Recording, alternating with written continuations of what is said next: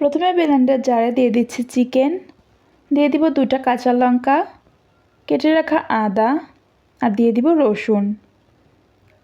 দিয়ে দিচ্ছি পাউরুটিগুলোকে ভালো করে ছিঁড়ে নিয়েছি। এবার ব্লেন্ড করে নিব। ব্লেন্ডার করা হয়ে গেলে নামিয়ে নিচ্ছি। এবার দিয়ে দিব স্বাদমতো লবণ, হলুদ, আর দিয়ে দিব লাল লঙ্কার গুঁড়া। ভাজা জিরা গুঁড়া দিয়ে দিচ্ছি। ভালো করে মাখিয়ে নিতে হবে। এবার ঠিক ডোনাটের মতন করে বানিয়ে নিব।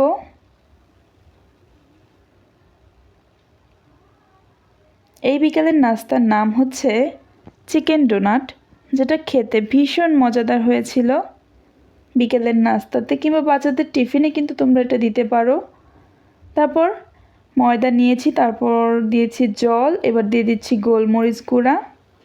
এবার চিকেনগুলোকে যে ডোনাট শেপে বানিয়ে নিয়েছিলাম সেটা একটু ময়দাতে ভিজিয়ে তারপর দিয়ে দিব ব্রেড ক্রাম্বে।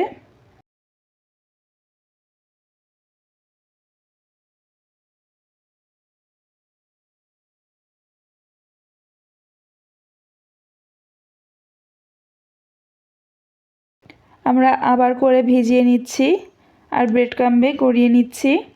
2বার করে কোট করে নিলে কোটটা একটু মোটা হয়। এবার কড়াইয়ে ভাজার জন্য তেল দিয়ে দিব।